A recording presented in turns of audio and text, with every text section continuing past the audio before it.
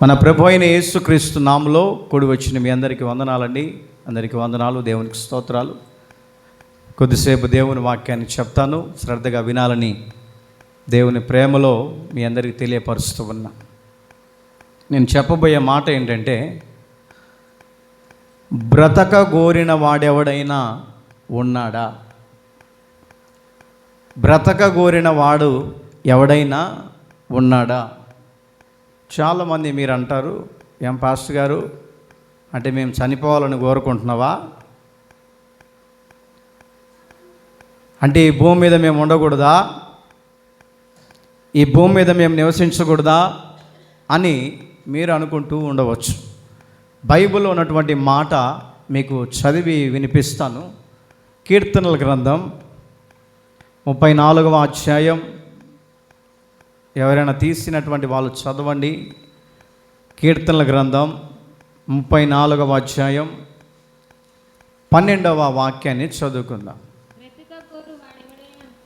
బ్రతక గోరువాడు ఎవడైనా ఉన్నాడా? మేలు నొందుచు అనేక దినములు బ్రతక గోరువాడు ఎవడైనా ఉన్నాడా? చాలండి. క్రీస్తునందు ప్రియ దేవుని బిడ్డలారా, కొద్దిగా ఎక్కువ పెట్టు. అక్కడ రాయబడినటువంటి మాటను మనం గమనిస్తూ ఉంటే,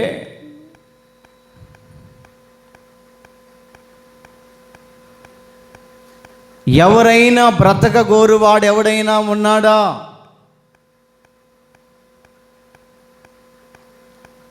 బ్రతక గోరువాడు ఎవడైనా ఉంటే అతను దేవుని దగ్గర మేలులు పొందుచూ రావాలి.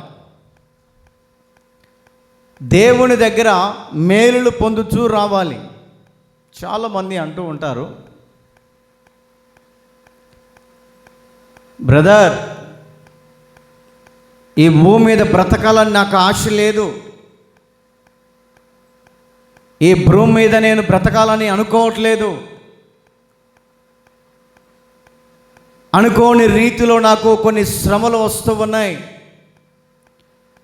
అనుకోని రీతిలో ఎన్నో నిందలు నాకు వస్తూ ఉన్నాయి, అనుకోని రీతిలో ఎన్నో నిందల మధ్యలో, అవమానాల మధ్యలో, నిట్టూర్పుల మధ్యలో నేను కృంగిపోతున్నాను, ఇక నాకు బ్రతకటానికి ఆ ఆలోచన కలగట్లేదు, చనిపోదాం అనుకుంటున్నాను అని చాలామంది బ్రతుకు మీద విరక్తి చెంది, బ్రతుకు మీద విసిగి వేసారిపోయి, ఇంక కదిలి మాకు బ్రతుకు మీద ఆశలు పోగొట్టుకొని కొంతమంది జీవిస్తూ ఉంటారు.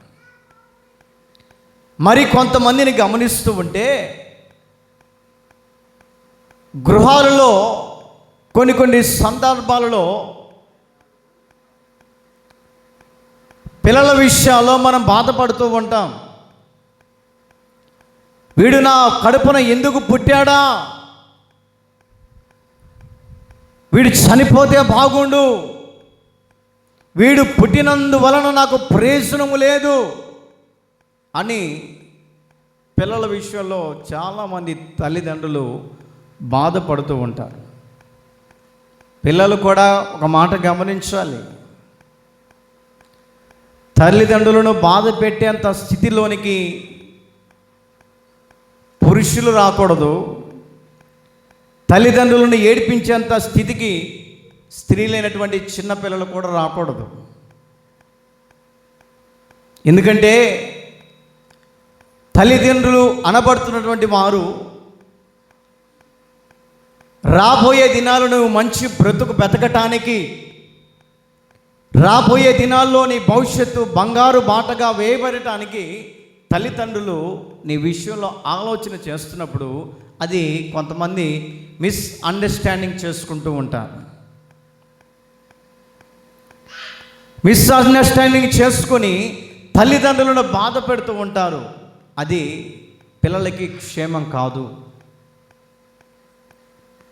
తల్లిదండ్రులను బాధపరచడం పిల్లలకి తగదు అని దేవుని సేవకుడిగా చెప్తూ ఉన్నా.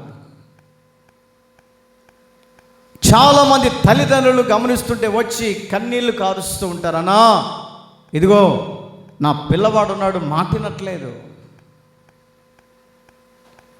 నా కుమార్తె ఉంది, మాటినట్లేదు, చెప్పిన మాట వినట్లేదు, ఏ పని చెప్పినా కూడా దానికి వ్యతిరేకం చేస్తూ ఉంది, ఏ మాట చెప్పినా కూడా అది వేరే రీతిగా అర్థం చేసుకొని నేను ఇక బ్రతకను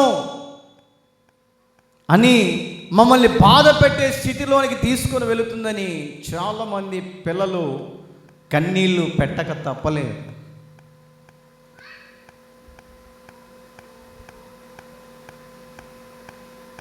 నా ప్రియ దేవుని బిడ్డలారా,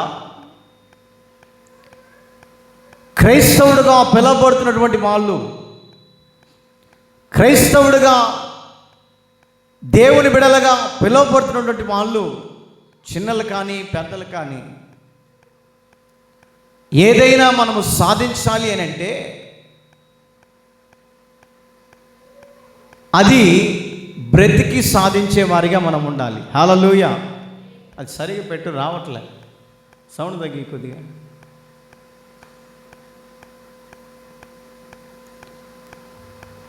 ఏ విషయమైనప్పటికీ కూడా ఏమండి, దేనికైనా కూడా మనము బ్రతికి సాధించే వారిగా ఉండాలి. చాలామంది పిల్లలు అంటుంటారు, అయ్యా తల్లిదండ్రులు నాకు చెప్తుంటారు, అన్నా ఈ అబ్బాయి లేస్తే నేను చనిపోతానని చెప్పి బెదిరిస్తున్నాడు. మావాడు కూడా ఒక్కోసారి బెదిరిస్తూ ఉంటున్నాను. చూడటానికి సన్నగా ఉన్నాడు కానీ మామూలుడు కాదు. 30 తిప్పలు పెడతాడు, 3 చెరువు నీళ్ళు తాగిస్తాడు. మాకు ఏం చేస్తాం, తప్పదు.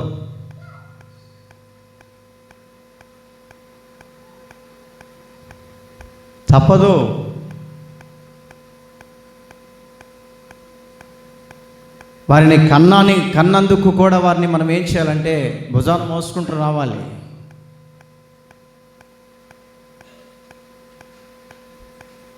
అక్కడ రాయబడినటువంటి మాటను గమనిస్తూ ఉంటే, ఎవరైనా బ్రతక గోరువాడెవడైనా ఉన్నాడా? బ్రతకాలనే ఆశ ఉంటుంది చాలామందికి. ఒక ఆమంట వాళ్ళ ఆయన్ని బెదిరిస్తుందంట. ఏంటో తెలుసా? అయ్యా నేను చచ్చిపోతా. ఎన్నిసార్లు అని ఉంటుందో ఎవరిని, భర్తని. ఈయన యాసారికి వచ్చి చచ్చిపో, పొద్దుగూకులు ఎవడు వింటాను నీకు అడ్డము, ఎన్నిసార్లు చెప్పి వినుకోవట్లేదని చెప్పేసి ఏమండి చచ్చిపో అని అన్నాడంట. చచ్చిపోదామని చెప్పేసి ఇండ్లు దాటి నడుచుకుంటూ పోతా ఉందంట. పోతా ఉంది రోడ్డు దాటి అవకలికి పోయేసరికి తుప్పర్లు పడ్డాయి. ఏం పడ్డాయి? వాన దన పడేసరికి, ఒరే పెద్దోడా గొడుగు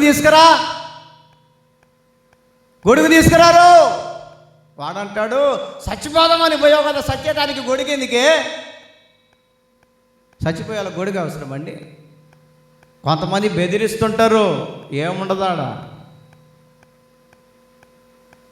ఏదైనా భూమి మీద బట్ట కట్టి బ్రతికి సాధించాలి, కానీ అటువంటి వ్యవస్థలోనికి వెళ్ళకూడదు. పెద్ద కేకలెత్తుంది, ఒరే పెద్దోడా ఆడ మూల గొడుగుంది కానీ తీసుకోనరా. వాళ్ళ ఆయన అంటాడు, ఇదిగో సత్యదానికి నీకు గొడుగు ఎందుకే? వయో నేను ఊరికి అనలే, గొడుగు పంపి. నా ప్రియ దేవుని బిడ్డలారా, ఎందుకు ఈ మాట చెప్తున్నానంటే బైబిల్లో రాయబడినటువంటి మాటే.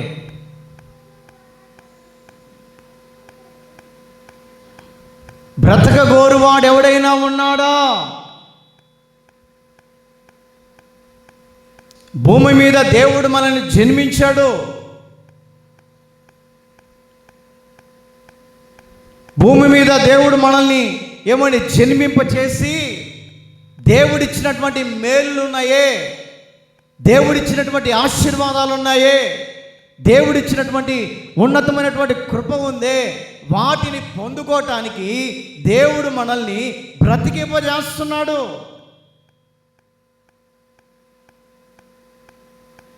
ఒక పాట ఉంది, బ్రతికి ఉన్నానంటే ఏదో ఉంది ఒకటి పాట, గుర్తు రావడం.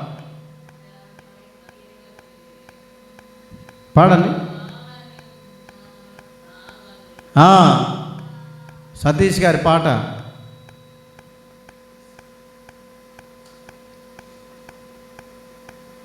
బ్రతికేవాడు దేవుని మేలును పొందుకోవడానికి బ్రతకాలట.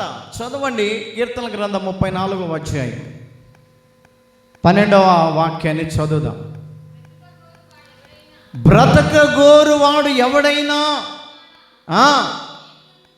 మేలు నొందుచు అనేక దినములు బ్రతకగోరువాడెవడైనా ఉన్నాడా?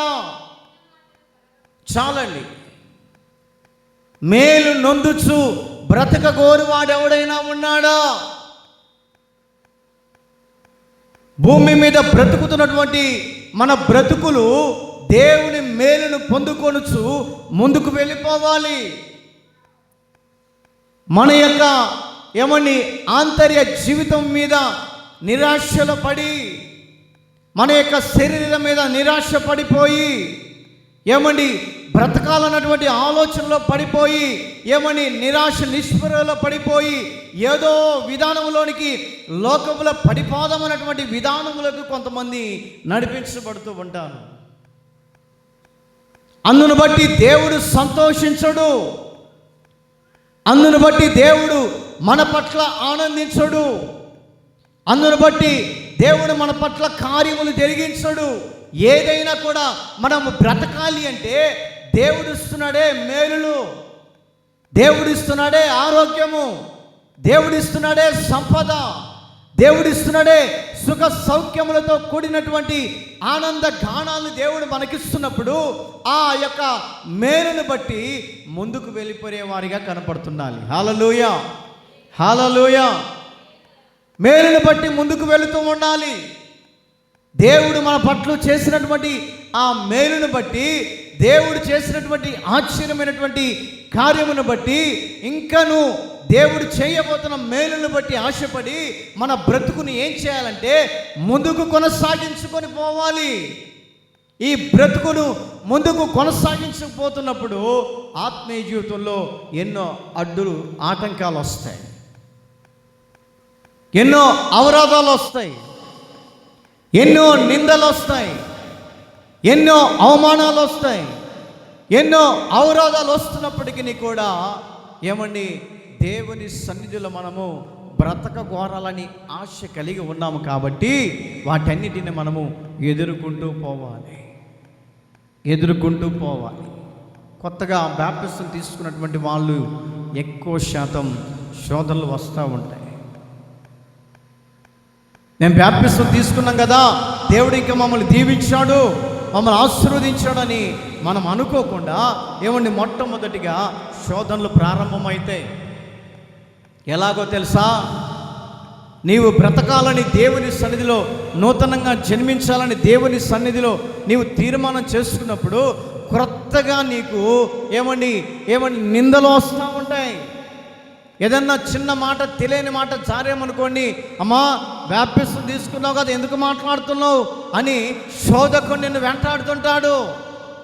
బాప్టిజం తీసుకున్నావు కదా, ఎందుకు ఈ తప్పు పని చేస్తున్నామని శోధకుడు నీ ప్రక్కన నిలిచి నీ యజమానుడి ద్వారానో, నీ పిల్లల ద్వారానో, నీ యొక్క బంధువుల ద్వారానో, నీ తోబుట్టి వాళ్ళ ద్వారానో నిన్ను అవమానించడానికి, నీ భక్తిని చెరపడానికి, నీ బ్రతుకును నాశనం చేయటానికి కొన్ని సందర్భాల్లో అపవాది వేసే ప్లాన్లు అవి.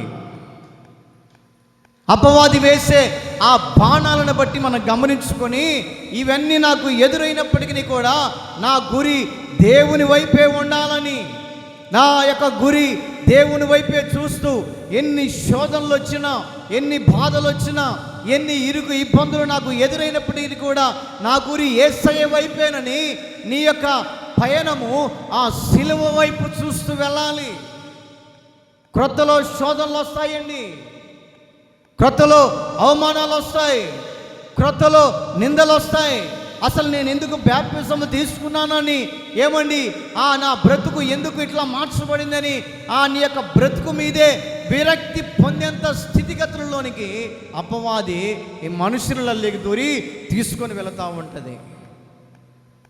అప్పుడే నీ యొక్క ఏమండి భక్తి జీవితాన్ని గుండె ధైర్యం చేసుకొని, ఇవన్నీ నాకు ఎదురొచ్చినప్పటికీ కూడా నా గురి యేసయ్య వైపే, నా గురి యేసుతోనే, నా యొక్క బ్రతుకు దేవునితోనే, నా జీవితం యేసయ్యతోనే అంటుకట్టుకోవాలని నీ ఆత్మీయ జీవితాన్ని ఏం చేసుకోవాలంటే ముందుకు తీసుకుని వెళుతూ ఉండాలి, ముందుకు తీసుకుని వెళుతూ ఉండాలి. అందుకనే అక్కడ రాయబడినటువంటి మాటను గమనిస్తూ ఉంటే, దేవుని ద్వారా అనేక మంది ఏమండి బ్రతక కోరేవాడట దేవుని మేలును పొందుకుంటారు. బ్రతక కోరే వ్యక్తి దేవుని ఆశీర్వాదాలు పొందుకుంటారు. బ్రతక కోరే వ్యక్తి దేవుని మేలుల కోసం ఎదురు చూస్తూ ఉంటారు. అందుకని బైబిల్లో ఒక చోట రాయబడింది, మనుషులను నమ్ముకొనుట కంటే యెహోవాను ఆశ్రయించుట మేలు. దేవునిలో బ్రతక కోరేవాడు మనుషులను నమ్ముకోకూడదు. మనుషులు ఏం చేస్తారంటే మనల్ని నమ్ముకుంటారు, మనుషులు మనల్ని ఏం చేస్తారంటే అమ్ముకుంటారు, మన భక్తిని అమ్మేస్తారు. యేసయ్య అయితే ఆయన నమ్ముకుంటే చివరి వరకు కూడా, నీవు చనిపోయేంత వరకు కూడా, నీ ప్రాణాలు భూమి మీద వదిలేంత వరకు కూడా ఆయన్ని ఆశ్రయించే వారికట ఏ మేలు కొదువై ఉండదు. కానీ మన బ్రతుకు ఎలా ఉండాలంటే దేవునిలో ఉండాలి, దేవునిలో జీవించాలని మనం బ్రతకాలి, దేవుని కోసం బ్రతకాలని మన యొక్క పయనాన్ని కొనసాగించుకోవాలి, దేవునితో నీ ఆత్మీయ జీవితాన్ని అంటు కట్టుకొని ఉండాలని మన బ్రతుకును బ్రతుకుగా మార్చు అని యేసయ్యకు అప్పచెబితే మన బ్రతుకును ఆయన మలుస్తూ ఉంటాడు. యేసయ్య నీ కృప తలోచగానే నా శ్రమలు శ్రమలుగా అనిపించలేదే. యేసయ్య నీ కృప తలోచగానే నా బ్రతుకు బ్రతుకుగా మారేనులే. నాట్యమాడేను నాంతరంగము, ఇది రక్షణానంద భాగ్యమే. నాట్యమాడేను నాంతరంగము, ఇది రక్షణానంద భాగ్యమే. సుగుణాల సంపన్నుడా, సౌండ్ పెట్టు, నాల వారసుడా, జీవితోను నిత్యము నీ నీడలో ఆస్వాదితోను నీ మాటల మకరందము. జీవితోను నిత్యము నీ నీడలో ఆస్వాదింతు. హల్లెలూయా, హల్లెలూయా. సౌండ్ ఇంజనీర్ మారేసరికి అన్ని తేడాలు వచ్చేసి నేర్చుకోవాలి, ఒకళ్ళ మీద మనం ఆధారపడకూడదు. హల్లెలూయా, హల్లెలూయా. మన బ్రతుకును దేవుని వైపు కొనసాగించు. భక్తుడైన దావీదు ఒక మాట అంటాడు, చదవండి. 23వ కీర్తన 6వ వాక్యం. నేను బ్రతుకు దినములన్నీ కృపాక్షేమములే నా వెంట వచ్చును, నా వెంట వచ్చును. దావీదుని అడుగుతుంటే, దావీదా నీ బ్రతుకు ఎలాగుంది, నీ స్థితిగతులు ఏ విధంగా ఉన్నాయి, నీ పరిస్థితి ఏ విధంగా ఉందంటే దావీదు చెప్తున్న మాట ఏంటంటే, అయ్యా నా బ్రతుకు దినములన్నీ కృపాక్షేమం, నేను బ్రతికే ప్రతి దినమంతా నాకు ఒక ప్రక్కన ఆ కుడి భుజముగా కృప నిలుస్తుంది, మరొక పక్క ఆ ఎడమ వైపున క్షేమం నిలుస్తుంది. అందుకే నేను దేవుని సన్నిధిలో నేను బ్రతకగలుగుతున్నాను, దేవుని సన్నిధిలో నేను జీవింపగలుగుతూ ఉన్నాను. చాలామందిని అడుగుతూ ఉంటే, ప్రియా దేవుని బిడ్డలారు ఎలా ఉన్నారు బ్రదర్, ఎట్లా ఉన్నారు, ఏంటి పరిస్థితి అంటే, నాకేం బ్రదర్, దేవుడు మంచి ఆయుష్ని ఇచ్చాడు, మంచి ఆరోగ్యాన్ని ఇచ్చాడు. ఆదివారం రాగానే దేవుని మందిరానికి వెళ్తాను, ఆదివారం రాగానే దేవుని సన్నిధిలో మోకరించి దేవునితో గడుపుకుంటాను. దేవుడితో గడిపినటువంటి ఎప్పుడైతే ఆదివారం వెళ్ళి దేవునితో గడుపుతానో ఆ వచ్చే ఆదివారం వరకు దేవుడు నాకు కృపాక్షేమాన్ని ఇస్తున్నాడు, కృపాక్షేమాన్ని ఇస్తున్నాడు, నాకు ఆరోగ్యం ఇస్తున్నాడు. నేను ఎక్కడికి వెళ్ళి ప్రయాణమై వస్తున్నప్పటికీ కూడా ఎటువంటి అపాయం నా దరి చేరకుండా కృపాక్షేమము నా వెంటే వస్తుంటుంది. నేనెందుకు భయపడాలి? నా బ్రతుకు గురించి నేనెందుకు చింతపడాలి? నా బ్రతుకు ఏ విధంగా మార్చబడుతుందో, ఏ స్థితిగతుల మధ్యలోకి వెళుతుందో నేనెందుకు కృంగి కుషించాలి? దేవుడు నా పక్షాన ఉన్నాడు. ఈ రాత్రికాల సమయంలో మనం చెప్పగలుగుతున్నామా? ఈ రాత్రికాల సమయంలో నా బ్రతుకు దేవుడు మంచి విధానంలో నడిపిస్తున్నాడని, నా బ్రతుకును దేవుడు నాట్యంగా మారుస్తున్నాడని, నా బ్రతుకును దేవుడు ఉన్నతమైనటువంటి విషయ పతాకంలోనికి నడిపిస్తున్నాడని ఈ రాత్రి కాల సమయంలో దేవుడు నమ్ముకున్నటువంటి బిడ్డలుగా మనము చెప్పగలుగుతున్నామా? చాలామంది చెప్తుంటారు, అయ్యా భూమి మీద బ్రతుకున్నానంటే దేవుని కృపేనయ్యా, భూమి మీద బ్రతుకున్నానంటే దేవుని కృప. ఈ క్షణమున నేను బ్రతికున్నానంటే అది కేవలం నీ కృపే కదా. ఈ క్షణమున మనం బ్రతుకున్నామంటే అది కేవలం దేవుని కృప మాత్రమే. ఎంతోమంది చనిపోతున్నారు. ఇందాక మా ఇంటి దగ్గర బంధువులు అవుతారు, మనిషి అటు ఇటు తిరుగుతూ ఉన్నాడు, ఇంటికి వెళ్ళిపోయి అట్లా పడుకున్నాడంట, ప్రాణం పోయింది. వాళ్ళ కుమారుడు వెళ్ళి కదిలిస్తుంటే, నాన్న లే అంటుంటే ఎక్కడ లేస్తాడు? చనిపోయాడు, ప్రాణం పోయింది. నేను ఇందాక ప్రార్థనకి వెళ్ళేటప్పుడు ఇంటి దగ్గరే పక్కకు ఉంది బంధువులే, వెళ్ళి అట్లా ఊరికి అట్లా చూసేసి ప్రార్థనకు టైం అవుతుందని వచ్చాను. ఈ భూమి మీద ఆవిరి వంటి జీవితం మంది. ఎప్పుడు పోతుందో, ఎప్పుడు రాలిపోతుందో తెలియదు. ఒక చెట్టుకు ఒక కాయ కాసిందంటే, పండైందంటే ఏ టయాన రాలిపోతుందో తెలియదు. అలాంటి బ్రతుకులో ఉన్నాం, అలాంటి స్థితిగతుల మధ్యలో ఉన్నాం. అలాంటి పరిస్థితుల మధ్యలో ఉన్నటువంటి మనము ఏమండి ఆ కాసేపు ప్రాణం పోయేదానికి ఏమండి కోపాలు, నువ్వెంత అంటే నువ్వెంత, నీ అంత నేను తేలుస్తా, నా అంత తెలుగు నువ్వు.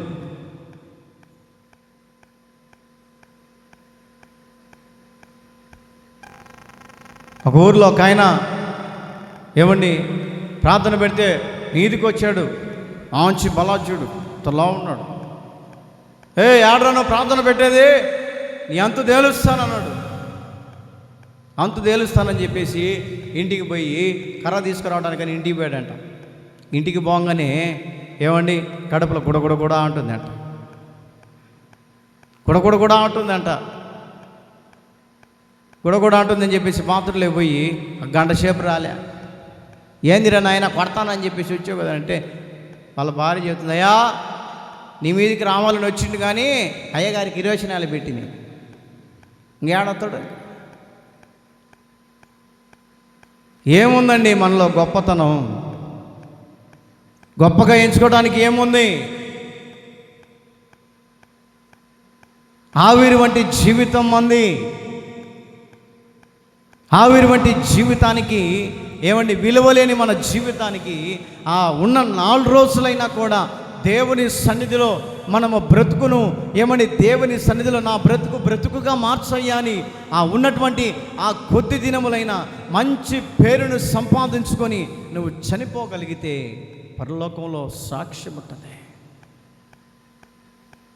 పగడాల ప్రవీణ్ గారు గొప్ప దైవజనుడు,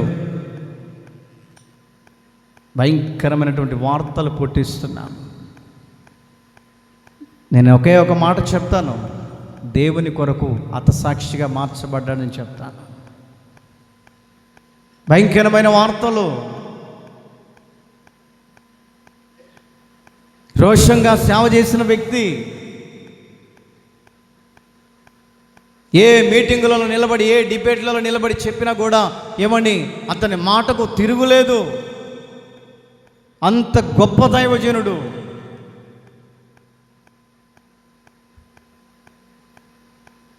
కోట్ల రూపాయల ఆస్తి ఉన్నప్పటికీ కూడా, సాఫ్ట్వేర్ ఇంజనీర్ అండి అతను, కోట్ల రూపాయల ఆస్తిపరుడు. అన్నీ ఉన్నప్పటికీ కూడా దేవుని స్వార్థను ప్రకటించాలి, నిజమైన దేవుణ్ణి బోధించాలి, అనేక మందికి తెలియపరచాలన్నటువంటి ఆలోచనతోటి నా ప్రియా దేవుని బిడ్డలారా పెద్ద పెద్ద సభలలోకి వెళ్ళి వాక్యాన్ని ప్రకటించే వ్యక్తి అండి.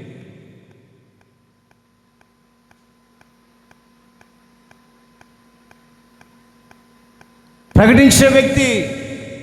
అలాంటి వ్యక్తులని ఈ రోజున భూమి మీద లేకుండా చేశారు. మనిషిని మటుమాయం చేయొచ్చు, అతను చెప్పిన బోధలు పొరపాటునే వెనక్కి హల్లెలూయా, హల్లెలూయా. అతను చెప్పిన వాక్యాలు పొరపాటుని వెనక్కి ఇంకా అనేక మంది సేవకులు ఉజ్జింప చేయబడతారు వాటిని బట్టి. కయ్యూని విషయంలో గమనిస్తూ ఉంటే కయ్యూనట తన తమ్ముడైనటువంటి హేబేలును చంపేసినప్పటికీ కూడా తన రక్తమట దేవునికి మొరపెడుతుంది. కారణం ఏమిటి? తన యొక్క బ్రతుకులో ఆ బ్రతుకును ఆ విధంగా సమాధి చేసినప్పటికీ కూడా, అతడు చనిపోయినప్పటికీ కూడా అతని రక్తమట దేవునికి మొరపెట్టడానికి గల కారణం ఏంటంటే, దేవుని యొక్క విధానములో నడిచి దేవుని భక్తిని ధరించుకొని అనేక మంది ప్రజలలో సాక్ష్యాన్ని సంపాదించుకొని అనేక మందికి ప్రజలకు నిదర్శనంగా నిలబడి అనేక మంది హృదయాలను కదిలించేవాడిగా ఉండి అనేక మంది బ్రతుకుగా నాట్యంగా మార్చిన వాడిగా నిలబడి ఆ తర్వాత చనిపోయినప్పుడు అతని రక్తమంట దేవునికి మొరపెడుతుంది. దేవుడు అడుగుతున్నాడు, కయ్యో నీ తమ్ముడైనటువంటి హేబేలు ఎక్కడ ఉన్నాడు?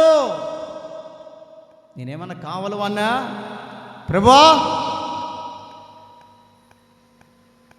దేవునికి వ్యతిరేకించి మాట్లాడగలిగినటువంటి స్థితిలోనికి వెళ్ళాడు కయ్యూను.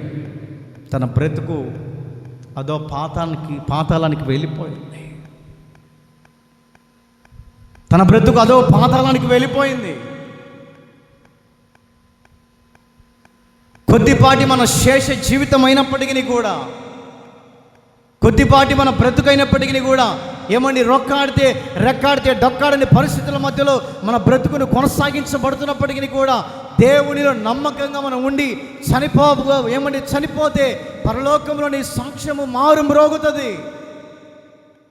పరలోకములో నీ యొక్క నువ్వు చేసినటువంటి భక్తి మార్గం ఉందే, పరలోకం నువ్వు భూమి మీద ఉన్నటువంటి ఆ స్థితిగతుల మధ్యలో నీవు చేసినటువంటి భక్తి, నీవు దేవుని సేవకులకు చేసిన పరిచర్య, సంఘానికి ఇచ్చినటువంటి విధానం, సంఘ కార్యక్రమాల్లో పాల్గొన్న విధానాన్ని పరలోకం ఉన్నటువంటి దేవుడు చూసి నీవు చేసినటువంటి ఆ మంచి పనులన్నీ తన గ్రంథములో లిఖితము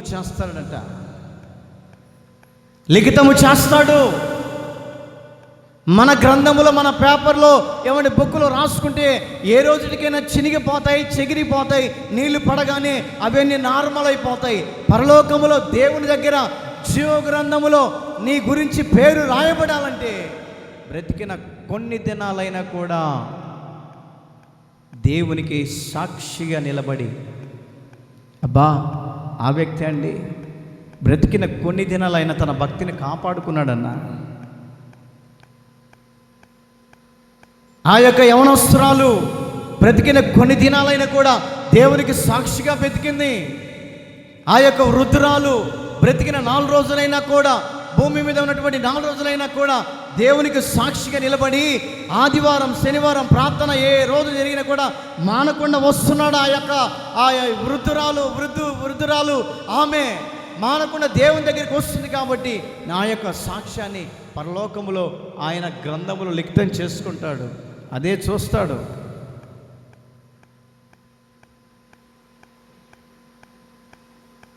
దేవుడు నీలో చూసేది సీనియారిటీని చూడడు, ఎన్ని సంవత్సరాల నుంచి ప్రార్థనకు వస్తున్నావు అనేది చూడదు. దేవుడు నీలో చూసేది ఏంటో తెలుసా? సిన్సియారిటీగా నువ్వు దేవుని మందిరానికి వస్తున్నావా? సిన్సియారిటీగా దేవుని భక్తిని చేస్తున్నావా? సిన్సియారిటీగా దేవునిలో నిలిచి ఉన్నావు అనేది నీ యొక్క సిన్సియారిటీని దేవుడు చూస్తాడు.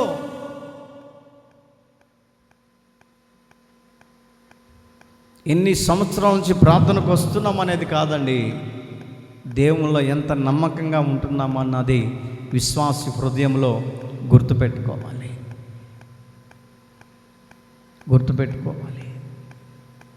దావీదు చెప్తున్నాడు, దావీదు అంటున్నాడు, నేను బ్రతుకు దినములన్నీ కృపా క్షేమం నా వెంట వస్తున్నాయి.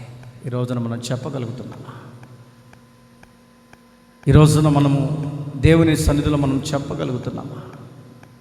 నా కుటుంబం వెంట కృపాక్షేమం వెంట వస్తుందని నువ్వు చెప్పగలుగుతున్నావా? ఒకవేళ నా కుటుంబం వెంట శోధనలు వస్తున్నాయని చెబుతున్నావా? నా కుటుంబం వెంట కన్నీళ్ళు వస్తున్నాయని చెప్పగలుగుతున్నావా? నా కుటుంబం వెంట ఎన్నో ఇబ్బందులు వెంటాడుతున్నాయని నువ్వు చెప్పగలుగుతున్నావేమో.